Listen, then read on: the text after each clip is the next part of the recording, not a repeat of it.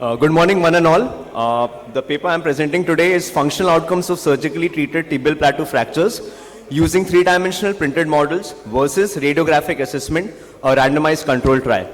So, as we know, tibial plateau fractures are one of the most common intra-articular fractures and one of the most challenging fractures to treat. So, what are the 4 points which we need to understand? One is restoring the congruency of the articular surface, maintaining the overall joint stability, achieving the correct load distribution and gaining optimal joint function.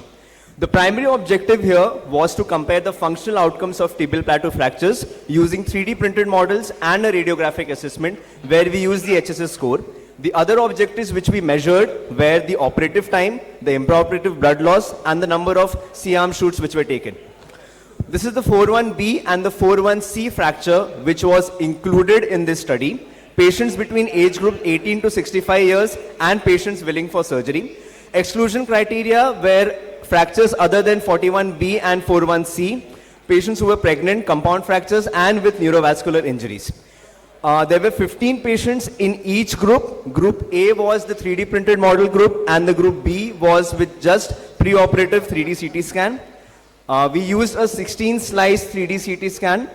The process in 3D CT scan procedure is, once you do the 3D CT scan, we have the DICOM images which are saved as the DICOM files, which is processed in a Mimic software, which then we have the region of interest which we can allocate and a virtual 3D model is prepared. The STL file is then used to make a full-scale 3D model. The data collection was done during surgery. We assessed the operative time, the intraoperative blood loss, the number of intraoperative C-arm shoots, and the functional outcomes were measured on the day of suture removal, 1 month post-surgery, 6 month post-surgery. Functional outcomes using HSS score was done on the suture removal day, post-operative 1 month, and on 6 months. This is the HSS score which we used. Now this is a case illustration 41C2 where we used a 3D CT scan, the CT scan and the 3D model which was made using a flash force operator. Mind you, this operator was there at VNIT Nagpur and this is the final 3D model, the post-op X-ray and the 6-month follow-up. This is case 2 where we used the 3D, where we used the normal CT scan only, a 3D model wasn't used for this. This is the CT scan, the post-op X-ray with the 6-month follow-up and the clinical image. So what I basically want to stress up over here is the mean blood loss in the 2 groups where you see 3D model was just 122.63 mLs and the traditional group was 163 mLs. The C-arm shoots were only 17 with the 3D model and the operating time was less in the 3D model group, that was hardly 101 minutes.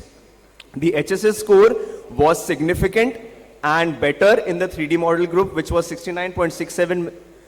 The articles which have been seen in literature up till now don't have a specific fracture study. In this study, the novelty was we used a particular fracture that was the proximal tibia fracture and we had a case study on this. So in conclusion, one should have a comprehensive understanding of the fracture and 3D model helps us to do that. Patients should have a specific accurate preoperative planning. This 3D model decreases the intraoperative time, it decreases the blood loss and the number of C-arm shoots and it helps in the optimization of the functional outcome of the patient. Thank you.